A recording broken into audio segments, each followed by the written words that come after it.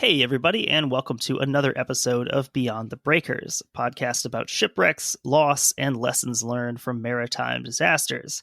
My name is Tanner, and I'll be joined as usual by Taylor.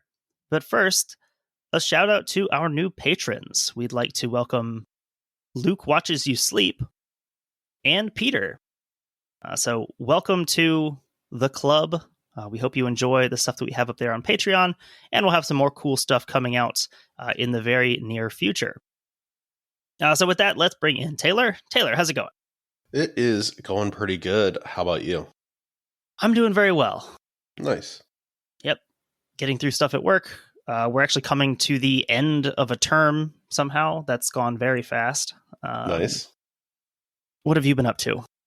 Oh, not a whole lot, trying to get through work like everybody else, mostly. Been a pretty busy time, springtime, start seeing a little bit more shipping and everything, so kind of dealing with some of that stuff. Other than that, kind of getting back into Overwatch again. Kind of had burned out on that a little bit, but they've had a new season come out and kind of some new fun stuff there. Just a good, fun game that blends like a first-person shooter with a sports game a little bit. There's a kind of a arena aspect and kind of a positional aspect to different people in the game. So, like, if you're playing as a tank, it's kind of like being a center on the basketball court. Like, you kind of establish space and that kind of thing. So, it's fun. It kind of scratches two itches at once with a sports game and a shooter in one. So, I don't know. I've been sinking a little time into that. Still plowing away through Ghost of Tsushima, too. But I feel like that is just something that I'll be doing for months because it is such an expansive game. Yeah, and then replaying once you've finished it probably too. Yeah, absolutely. I have to do the narrative film mode at some point and check that out on there. But what about you? What have you been up to? My biggest thing was I finished the book Firestorm at Peshtigo, and that's what I really recommend if you have an interest in Wisconsin or the Midwest, meteorology in general, American history, because it does expand out far wider than just Peshtigo, Wisconsin. Nice. The book talks a lot about the concurrent Chicago fire, the fires in Michigan, this whole upper Midwestern fire system that was going around at the time. And yeah, it was just a great book. It was very lyrical at times in its description, but also really gruesome in its depictions of what actually happens to a town that's basically erased from the map by a wildfire. There's actually a part I wanted to read here. It's a short little segment, and this is about halfway through, and they're describing a firestorm, which we talked about when we talked about the RG Coburn. We talked about Peshtigo a little bit. Mm-hmm. In a firestorm, size is not as important as intensity, unpredictability, and the kaleidoscopic effects produced from such extremes of heat and movement. A firestorm's operatic voice displays incredible range, from the barely audible soft crackle to the roar. Its choreography is multi-pattern. It slinks, streams, shoots, vibrates, marches, pitches, bursts, stalks, and rolls forward, upward, backward, and in circles. Because it's blind and deaf, it can't be trusted to make distinctions, will not see or hear the pain of children, the cries of women, the shouts of men. A firestorm knows no empathy, only hunger, and never thirst. Wind is the invisible bully at its back, whipping flames into a frenzy of lusty gorging. It must eat and cannot get enough, and the more food it consumes, the hotter and more passionate it becomes. It cannot contain itself and blows its volatile, noxious breath sky-high in whirring convection columns as the cold air rushes in at its feet, pumping its overheated, bloated belly full of hot air upward. Sand will feed it. Bark, kerosene, hay, sawdust, clothes, coal, leaves, wooden buildings, trees, flesh. Anything combustible will do. Staying alive is all that matters for a firestorm. So that's a particularly intense passage, but that's kind of the way that the book is written in the depiction of this disaster. I know at least one of our listeners has read it also. Yeah, it sounds really interesting. It made me think of reading Retribution by Max Hastings, where they talk about like the Allied fire bombings in Japan and Germany, and that they literally studied Peshtigo and those fires to do it better, basically. Yeah, how could we do one of these on purpose? Yeah, so it's very interesting. That's by Denise Guess and William Lutz. Yeah, I'll have to check that out. If you ever feel like you want to change up your disaster genre, check that out. The only other like wildfire book I've read is Young Men in Fire by Norman Maclean, and that one's about the Man Gulch fire. Mm-hmm. So those two, obviously, two of the more noteworthy wildfires in American history. Yeah, it's a genre I would like to read more about, probably. Are we ready? I think so. Let's do a shipwreck. So, this one has been a long time coming, a long time in the making, and it's one that I know we've mentioned before. It's one that I've seen in the Google Drive folder for a long time. Yeah, it's existed for a long, long time. I think we even mentioned it on the Halloween episode last year that it was going to be the next episode, and it wasn't. So this week, we're going to be discussing a purportedly invincible ship that sank after striking an iceberg on her maiden voyage. This is a story that feels familiar. Of course, we're talking about the Danish vessel Hans Hedtoft.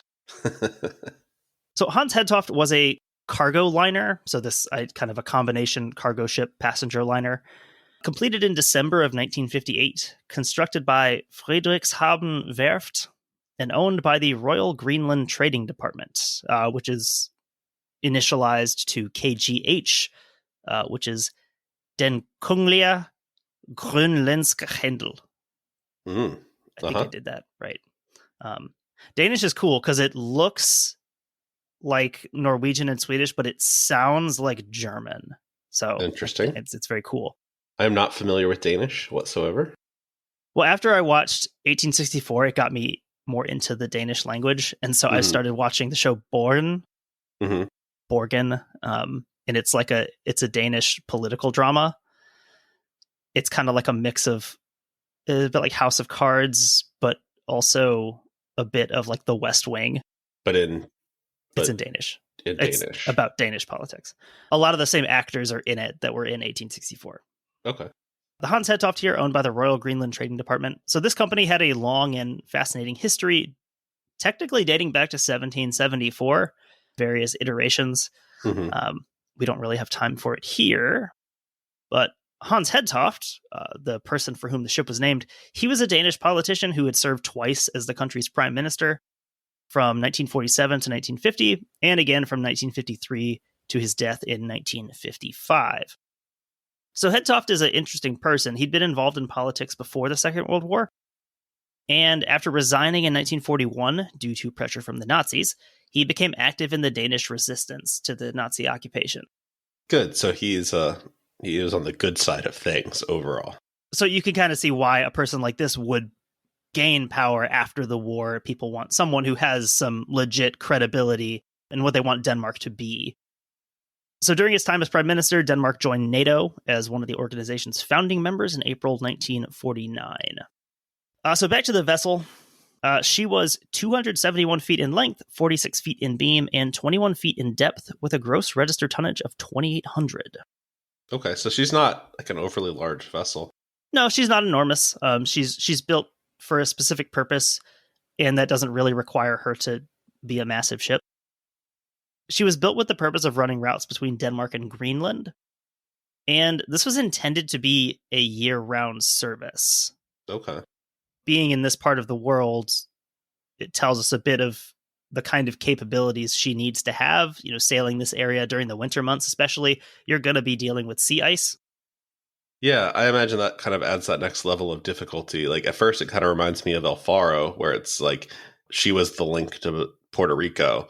But in this case, like you have that idea of like you have to run on a pretty tight schedule, but you still have to do it in ice. Like you can't not run it. And it makes sense why this would be a necessity, because we can't just not access Greenland for, 4 months every year. Her hull was divided into 7 watertight compartments, and she had a reinforced bow and stern. The hull, in its full length, had a double bottom, and the construction of the ship fulfilled the most stringent requirements of an Arctic ship of that time. Unlike the Titanic, Hans Hedtoft couldn't be criticized for her lifeboat situation. Yet. She still will be, but going into this. So by like early 1900 standards, she's good to go. So she carried 3 metal lifeboats capable of carrying 35, 2 metal lifeboats with a capacity of 20 each, and 4 self-inflating rubber life rafts equipped with automatic distress signals. It seems pretty reasonable for the time. Those 3 items are in every source. They're always presented in exactly the same order and phrasing. And it's not totally clear, but it seems that the automatic distress signals only apply to the rubber life rafts. That's the way I assumed. Okay. Not to the lifeboats, the metal boats. So all good things for a ship that can be expected to deal with potentially dangerous waters. There was a bit of weird controversy around her construction. So she was constructed as a commercial vessel to carry cargo and passengers. Mm-hmm. During her construction, so like basically after she's been constructed or like partially constructed, the Danish Ministry of Defense had ordered her to be equipped with 3 anti-aircraft guns, which were provided by the Ministry of Defense. Huh. This wasn't in her original construction plans. Uh-huh. And so when the Danish Folketing, the parliament basically, when they approved the construction of this vessel, they did not approve the construction of a warship. So they were very concerned when they found out that the ship was being basically altered post-approval to carry guns. And, granted, these are just anti-aircraft guns, but still, they didn't really want to play around with the idea that the Ministry of Defense is doing these things under the table. Right. I mean, it's clearly like only a weapon that would be defensive, but I don't know, like when the biggest threat is probably submarines, like a Soviet submarine or something, like why even give them any sort of, plausible deniability in giving it a reason to sink it? You could kind of understand maybe the reluctance on the part of the Danish government here of saying, okay, we joined NATO. We're definitely aligning ourselves a certain way in the global structure, but we also don't want to make it seem like we want to be anything close to an aggressor. Mm-hmm. And yeah, I think it's probably a slippery slope thing also. It's like, okay, sure, they're just secretly putting anti-aircraft guns on these, but what happens when they secretly put missiles on one of these or something? Right. So anyway, that caused some controversy, and sections of the ship were strengthened to carry these guns, and she carried them during testing, but those were removed. She didn't carry those for very long because, for what we just discussed, she was basically ordered to have those removed. These were not in place during the incident we'll discuss today. One source said that they were on board, but they were stored like in her cargo hold. Interesting. Like they just hadn't had time to unload them, essentially. Maybe. I don't know why, if they had been taken off, I don't know why she'd be allowed to still just carry them around. Right. I don't know. Main thing is they were not attached. So all in all, the Hans Hedtoft was as advanced and highly rated as a ship could be for a vessel intended to sail through heavy seas in icy conditions. Again, it's kind of a nebulous gray area. Did her builders ever call her unsinkable? No. But she was outfitted to be as unsinkable as a ship could be for the time. Yeah, I feel like that's always something that gets tossed around. And like, if you're the ship designer, you're like, whoa, whoa, whoa. Yeah. I didn't say that. Coming up here, this is going to bring us up to the incident, which is the story of the Hans Hedtoft's first and last voyage. So a note on times before we start. So some sources gave the time related to the incident in local Greenland time, which is 3 hours behind Greenwich Mean, while sometimes are given in Greenwich Mean Time. I tried to adjust them to local as much as possible, but if something just jumps out and it doesn't fit the timeline, it's probably just because I missed one. Okay. And also, like in quotes, there might be some discrepancy in what time things happened. So on this maiden voyage, Hedtoft was captained by P.L. Rasmussen, and Rasmussen was a really experienced captain. He was 58 years old, and he'd been sailing the waters around Greenland for 30 years when he took the Hedtoft out from Copenhagen on January 7th, 1959, on her maiden voyage. Like we've seen before, a country builds a fancy new ship. They want to give it to someone who has a bunch of experience and isn't going to lose it. Right. So the Hedtoft arrived at Julianehab in Greenland, which is now known as Qaqortoq, is the best I can do for the local pronunciation of this place. I watched a YouTube video of someone from Greenland, a native from Greenland, saying it. So that was the best I could do. I don't think my tongue can go far enough back into my mouth to make the sounds I need to make. This is near the southern tip of Greenland. And Hedtoft made this trip in a record time. No one had ever done it as fast as her. course. We've kind of seen how bad things happen to ships that do things in record time. Yeah, don't go fast. The ship also visited Nuuk, the capital of Greenland, and made a couple of other stops on the southwest coast of the island before returning to Julianhab to prepare for her return to Denmark. She was loaded up with a cargo of frozen fish, some other general cargo for this return trip, which commenced on January 29th. That's just got to be an unpleasant time to be in Greenland, January. Yeah, it doesn't seem great with the weather we're about to see here. So in addition to that cargo, she carried 55 passengers, and she was operated by a crew of 40. So we've talked about ships like this before who run these sort of combination routes where there's more than just a handful of passengers, but that's clearly not the ship's main priority. Mm-hmm. You got 55 in this case. I mean, I feel like it's also like a product of what you're doing. Like mostly what you're going to be doing is carrying cargo, but like there is some passenger demand, but like not enough to warrant like a big liner. Or yeah, people like aren't needing to go to Greenland in droves here. So among those 55 passengers, there were 15 women and 6 children. Those children aged between 1 and 11. Noted champions of shipwrecks, children. Yeah, one source says 19 women and 6 children. I don't know what that discrepancy is. Maybe it has something to do with the ages. Yeah, if there's kids that are like 16, 17. If they're being like considered that. women or children. One passenger of particular note was Olgo Linge, a member of the Danish Folketing, so the parliament that we had talked about. Okay. And he'd been representing Greenland since 1953. And he was actually the first person to ever serve in this role, with 1953 being the first year that Greenland elected representatives. Not to get too deep into their politics, but is it like a Puerto Rico situation, or are they like actually members of parliament? They have like full normal representation, and I think that has changed. I think now Greenland elects 2 representatives, whereas they used to just have one for the whole island. Okay. I could have that switched, but I believe 1953 was the year that they passed their new constitution, and so representation for Greenland was something. And then also they have representation from the Faroe Islands. Okay. But to my knowledge, they're full representatives, and the people who live there are just like anyone who lives in mainland Denmark. Nice. So the weather forecast. So as they're setting out here, the weather forecast through 1500 hours the following day predicted a stiff wind out of the northeast at force 8 to 9, decreasing later during the forecast period, with isolated snow showers and otherwise good visibility. It seems kind of like what you would expect, like the best you could possibly hope for. Probably going to be windy and snowy, but maybe at least you can see.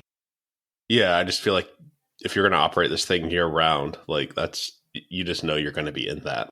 The following day after departing from Julianhab, this is now on the 30th of January, the Hedtoft sailed into an intense blizzard, which the German sources that I use for this, they describe as an ice hurricane. Okay, that's a fun band name. Eisige Orkan, leading to increasingly heavy seas. That's another thing I should note here, is that most of the sources for this are not in English. There's actually shockingly little written about this in English. I was really surprised because this seems like a story that, shipwreck nerds, quote unquote, would be all over. And there's not that much written about it in English. So most of the sources I used were in German. There's some sources in Danish. But yeah, there's really not a ton written about it in English. Maybe it's because there's already a British vessel that hit an iceberg and sank that's way more accessible and easy. Maybe.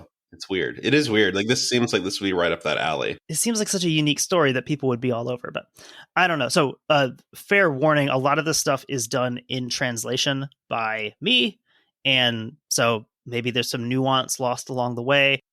But yeah, there's just not a lot written about it in English. So we're in this ice hurricane. The wind intensified from the northeast, and visibility was drastically reduced to about 1 mile.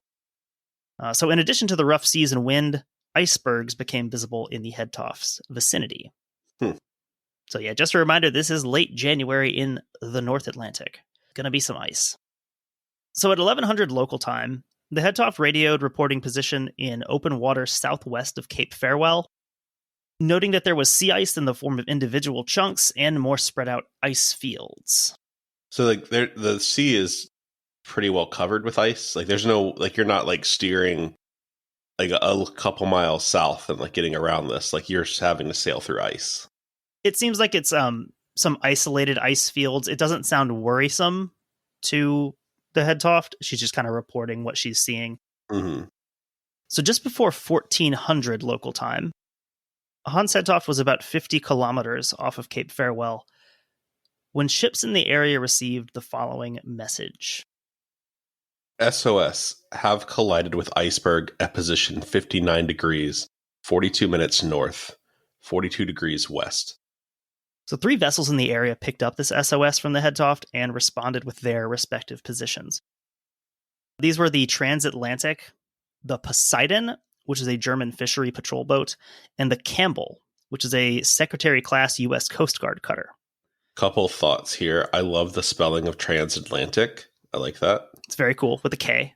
Uh-huh. Poseidon, here we see it in the flesh in real life, so that's fun. And why is there a U.S. Coast Guard cutter there? Well, there's the U.S. Air Base in Greenland, so I assume that's probably why we had a cutter in the vicinity. Yeah, that was my first thought too, the Thule Air Base that's there. And this is like the peak, like, you know, beginnings of the Cold War and everything. So I guess that is why. That would make sense. Also, like, I feel like I always think of Greenland as being further away than it is. Like, this is not that far from Newfoundland. So, like, true. A lot of the, you see later, a lot of the Canadian and American assets involved with this. So, yeah, it's, I guess, closer than it seems it would be. But yeah, so there's this cutter involved with the rescue too, or with the search, rather. So in addition to these vessels, the subsequent radio exchanges were picked up by the Prince Christiansund weather station on Greenland. This is like the southern tip of Greenland. And this station was actually the first one to pick up Hedtoft's SOS. Also, a little note about the production that went into making this episode. I spent a good 15 minutes trying to learn how they report coordinates in German. I wasn't sure if like degree and Grad like matched up perfectly in that sense, or like if they just used minute like the same way that we do for degrees and minutes. And I finally found like a children's video on YouTube explaining latitude and longitude in German. And so I figured out how to do it. And then at that point, looking through my notes, I realized that the exchange I was trying to present in German had actually been conducted in English. And so it would have been pointless to do it in German. But you learned along the way, right? I did. So that's how it goes sometimes. It's also things like that why this episode took like 6 months to make. So anyway, the Hedtoft sent out another SOS at 1441 local time saying, SOS, ship is leaking. Water's entering the engine room. 3 minutes later, she followed with another message. Poseidon, you are the nearest ship. Come to help quickly. So one thing, I don't know if I mentioned it, but those ships that picked up the call, they also gave their coordinates to let them know where they were. Poseidon responded to Hedtoft saying that a vessel called Johannes Kruse was closer at position 59 degrees, 25 minutes north, 42 degrees, 30 minutes west, and that they'd call them to come and help. So the Kruse didn't initially respond, but Poseidon knew that they were closer. I don't know that I can like recall a time where I've heard the ship in distress like call out to another ship like that and be like, you will come help me. It's like what they tell you in psychology class. So if you need help, you should pick someone individually. Like you call 911, which is always like the first step in CPR, actually, right? Yeah. So at this point, Hedtoft messaged saying that she could no longer send on 2182 kilohertz. Kilohertz? Is that what that stands for? I think. We don't want the ham radio enthusiasts yelling at us in the comments. At this point, Hedtoft messaged saying that she could no longer transmit on 2182 kilohertz, but could still hear. To which Poseidon says that Kruse can only transmit on 2182 kilohertz. So it's then agreed that Hedtoft would listen on 2182 and then answer using 500 kilohertz. So like, is this like a 3-way conversation every time then? Kind of. It's they're basically just having to talk one way and listen another. And so this meant that the conversation would be taking place partially through voice communication on the 2182 and partially through the use of Morse code on 500 kilohertz. It sounds really complicated in an already like complex situation. Yeah, it adds another layer of just to have to go through with this. You can't just talk to each other. And the way that that's expressed in the message is that they can no longer transmit there. So I'm assuming something was damaged with Yeah, their that is transmission. interesting. I'd like to know what is preventing that from happening, and it must be some sort of damage or water, Yeah. entering an area. So a little about the Johannes Cruise. The cruise sailed out of Bremerhaven, which is a place we've talked about a couple times. So earlier that day, her captain, Albert Zierk, had reported back to his home port that he'd halted fishing operations due to the amount of ice, counting 16 icebergs just within his visual range. So there's enough ice at this point that like fishermen who probably regularly work in ice are altering what they're doing. Yeah, there's a couple in the area. He's going to get into it here. His telegram back home. So this is a telegram from the cruise at this is 13:45 GMT, which would be 10:45 local time. This is on January 30th, and this reads: Winds force 10 are stopped off fishing ground in ice field. Stop. Fishing ground not accessible due to ice accumulation and storm. Stop. Falkenstein left fishing ground for Labrador. Stop. Development of the situation uncertain. Stop. Requesting orders. So here we see the cruise. Like you said, these are experienced fishermen in these conditions, and they're suspending operations. In regard to time, this would have been about 15 minutes before that first radio talk from the Hedtoft about the ice she was seeing. Okay, so this is prior to the Hedtoft having issues? Yeah, and this is about 3 hours before Hedtoft's first SOS call. Okay. So, yeah, conditions clearly seem less than optimal at this point. Yeah, especially we saw with the Hedtoft's visibility being reduced to something like a mile.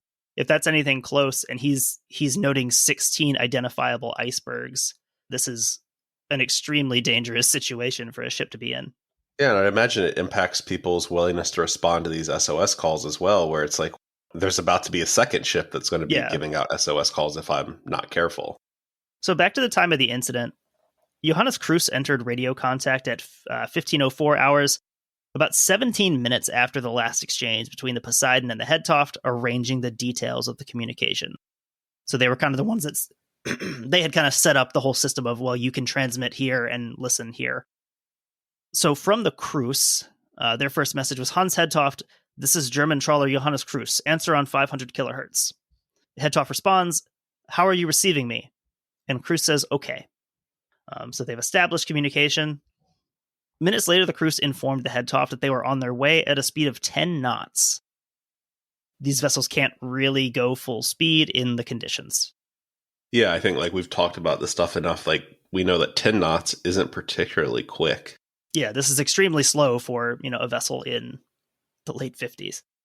So at 15:15 hours, the Hedtoft repeats their request for the Poseidon to come and help them, and repeats that the ship is sinking with a lot of water in the engine room. So they include the additional detail that they're carrying 90 on board, including the crew. And at this point, they also tell the other vessel that they can switch to German, because the previous few messages had been in English. So that makes sense in the situation, because, you're dealing with a lot of stress and everything. And like, if you've got people who can just speak in their first language or a language they're more comfortable in, like, I feel like you can convey a lot more in some of these messages. Yeah, you already have the obstacle of you can't just verbally talk to each other. So trying to simplify things as much as possible. For the rest of the hour, there's messages back and forth. They're basically just, Cruise is just asking basically for like radar pings, just like a bearing, so they can make sure that they're heading the right direction. Yeah, this has to be really hard. Like you're watching this play out. It has to feel like almost in slow motion. Like it probably feels really fast and really slow at the same time for different reasons.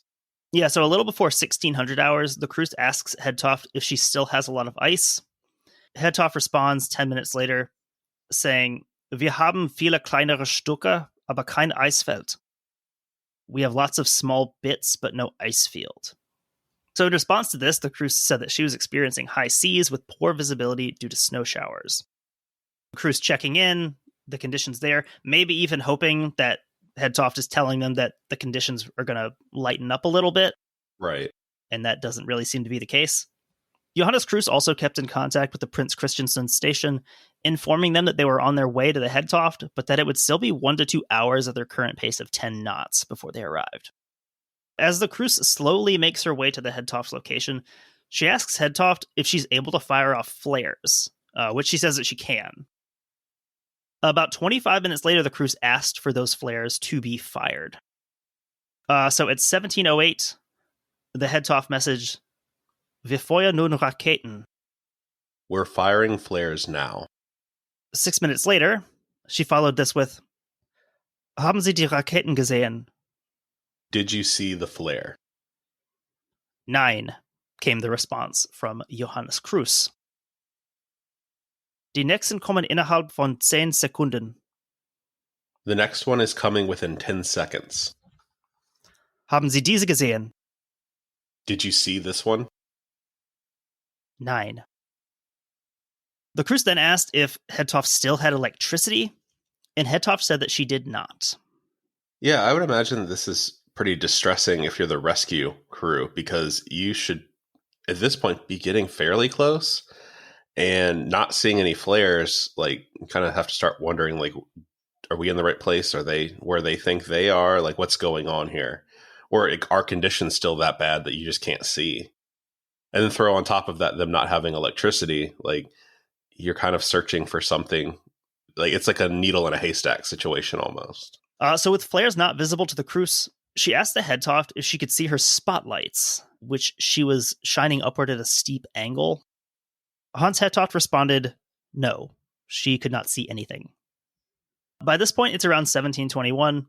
About 10 to 15 minutes later, the Kruse arrived at her target coordinates. So she's exactly in the spot where she initially thought she was supposed to be. And there's no sign of the Hans Hedtoft at the location. Well, that's not good. At 1741, Hans Hedtoft radioed, "We've just taken a bearing of Prince Christiansund at 176 degrees. We are sinking slowly." One of the German sources points out that the bearing's incorrect, and proper bearing would have been 356 degrees. So this is way off. Yeah, that's a significant difference. Possibly just confusion or stress on the part of the Hedtoft.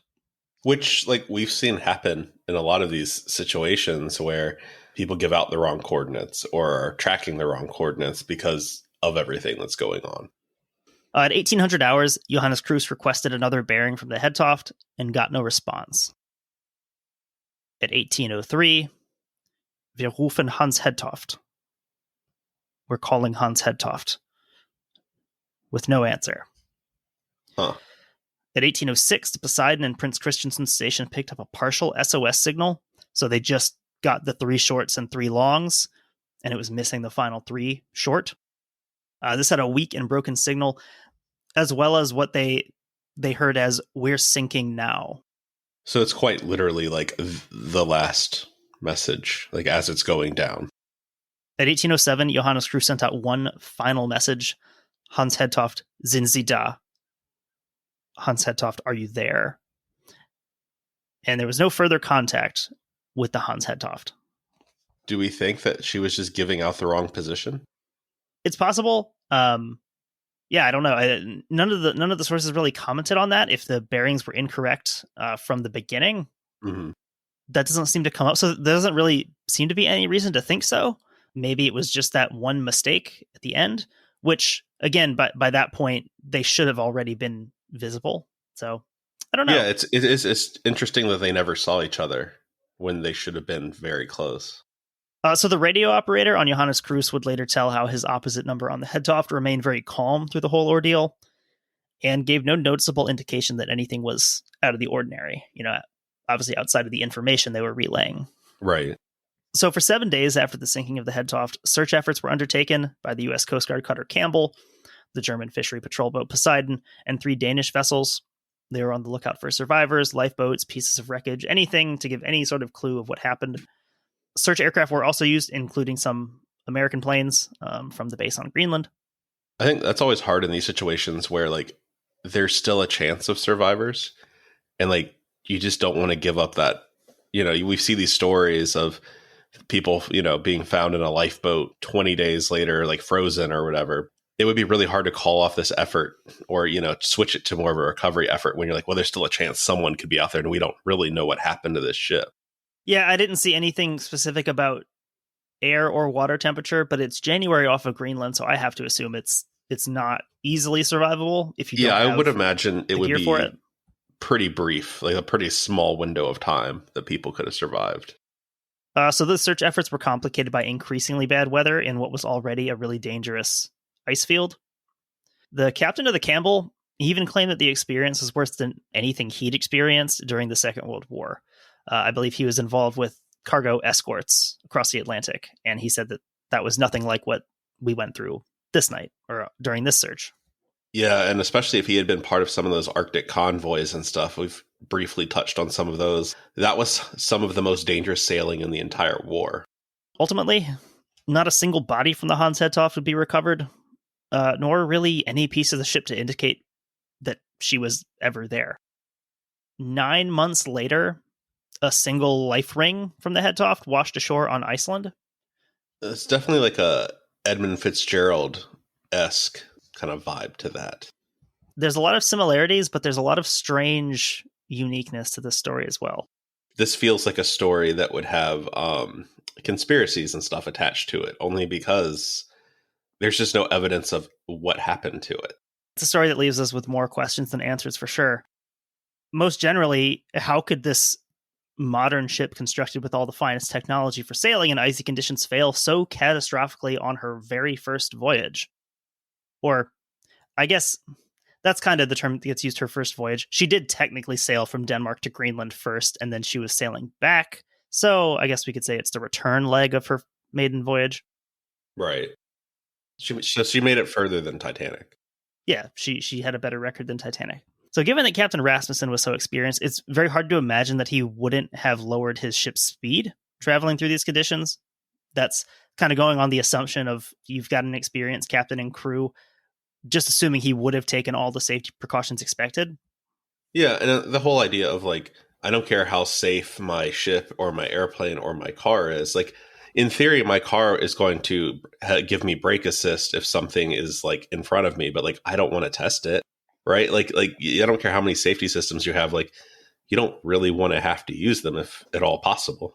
Over the radio, Hedtoft had noted chunks of ice in the sea without referring to them as icebergs. So one article I used from Der Spiegel in 1959, it tried to examine the ice conditions a little bit further. So the article discusses how radar waves interact with sea ice and other floating objects. Something we've seen in episodes before is that vessels or objects below a certain size or height can go entirely undetected by radar, partially due to interference from the sea.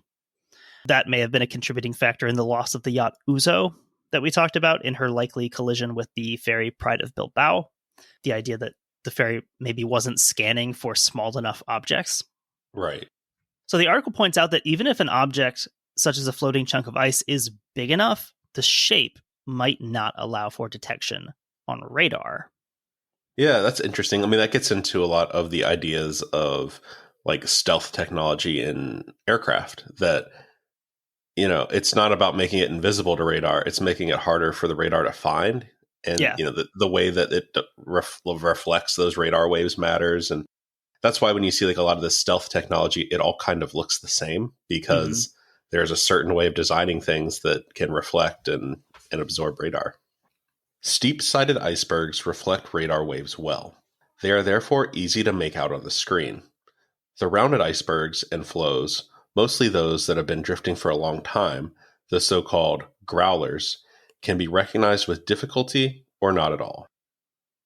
Their smooth surfaces almost never reflect radar beams back. Like you were saying, it works just like stealth tech, where the size is not as important as the shape. Right.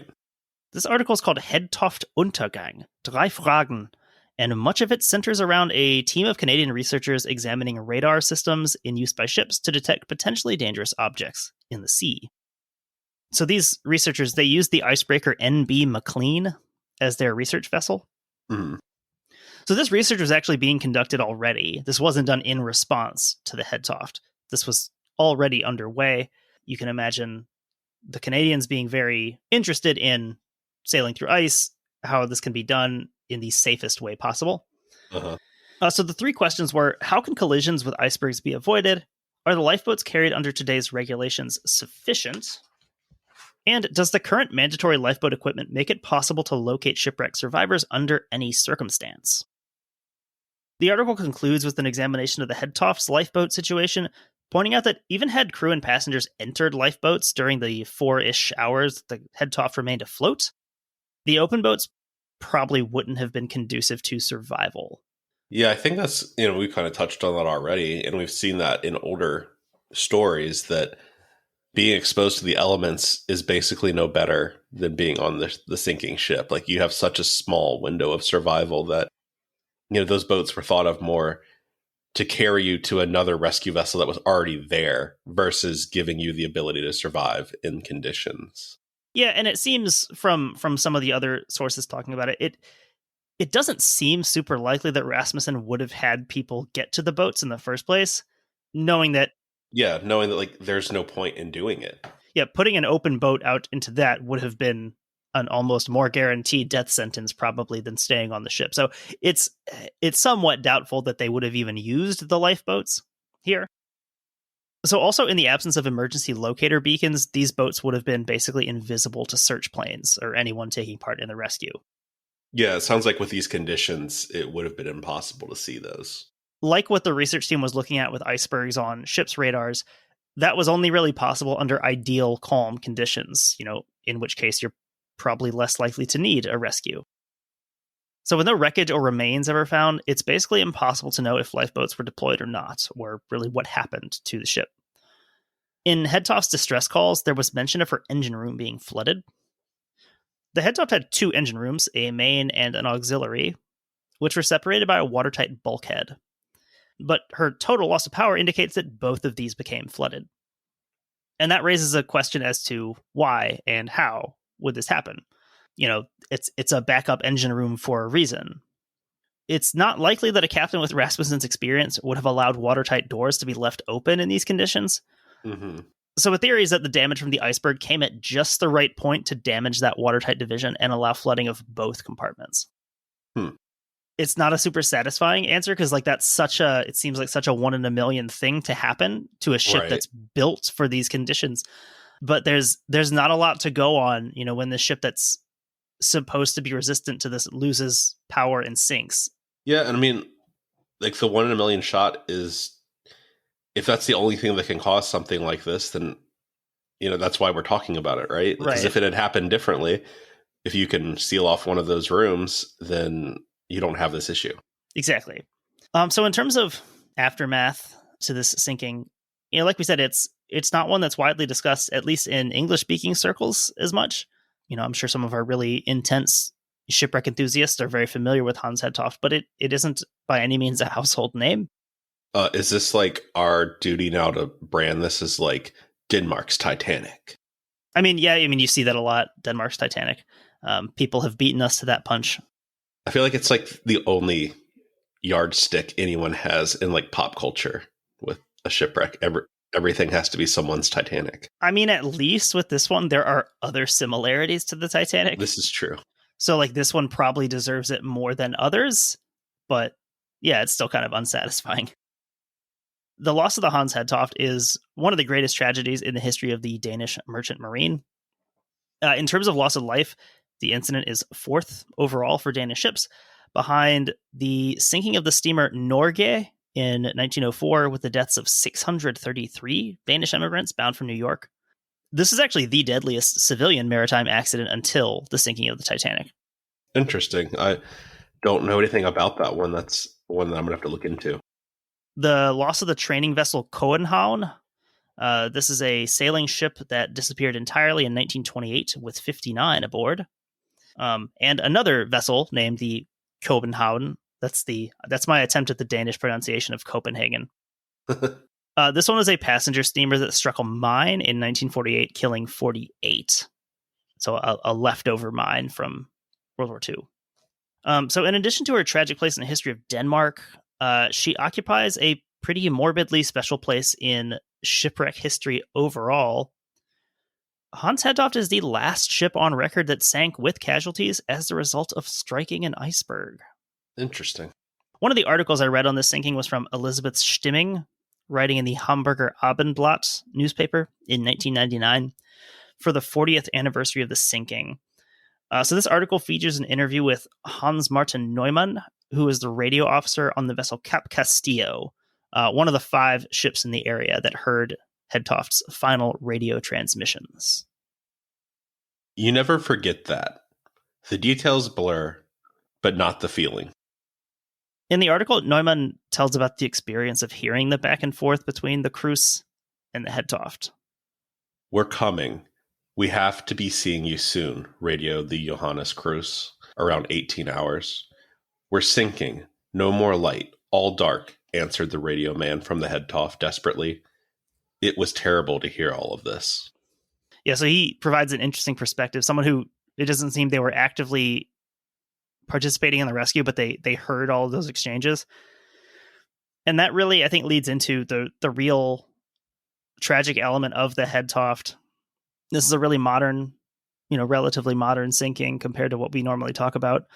There's a lot of documentation on final words and thought processes of people involved. The whole time, the vessel's in radio contact with multiple vessels. From her initial striking of the iceberg to almost literally her last moments above the surface.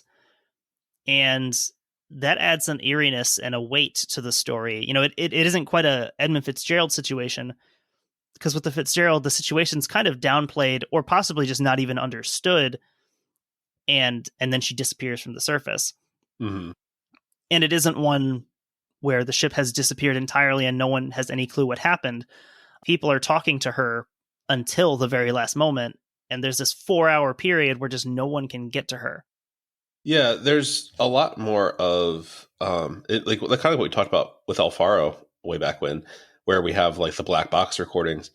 There's almost like an element of an airplane crash to this, in that like we know in airliner crashes like exactly what the conversations are before it happens. And on a lot of those situations, like you've got a few minutes or hours to like think about it and talk about it, and everyone might kind of know what it's leading up to. And it is interesting. There's like a horror story element of this like inevitable thing that's going to happen, and there's nothing anyone can do to stop it. Yeah, so definitely a story that I got a lot out of researching, and I'm glad we covered it. I know there's lots of stuff that we could probably add in detail-wise, but this is kind of what I was able to put together to discuss it. And like all these, we can always come back and talk more about something if needed. But yeah, that is our story of the Hans Hedtoft. Yeah, that was super interesting. I'm glad that you took the time to translate all that stuff. All right, so with that, we will sign off here, and we'll talk to you all next week.